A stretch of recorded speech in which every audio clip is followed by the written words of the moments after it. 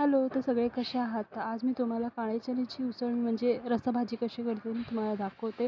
कांदा लसूण न घालता खूप सुंदर ही काळ्या चण्याची भाजी होते.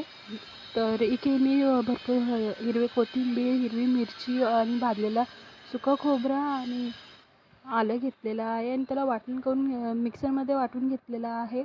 इकडे 2 पळी तेल आणि डायरेक्ट ते वाटण मी फोडणीला घातलं आणि तेल सुटेपर्यंत भाजून घेतलं. त्याच्यात घरगुती लाल तिखट, हळद आणि थोडंसं गरम मसाला मिक्स केला आणि थोडंसं थोडं पाणी घालून त्याला मी चांगलं व्यवस्थित भाजून घेतलं आणि जे उकळलेले माझे काळे चणे होते ते सुद्धा मी घातलेलं आहे. 1 ते 2 उकळे आल्यावर आपली ही काळे चण्याची उसळ तयार आहे आणि चवीपुरता मीठ घातलेलं आहे.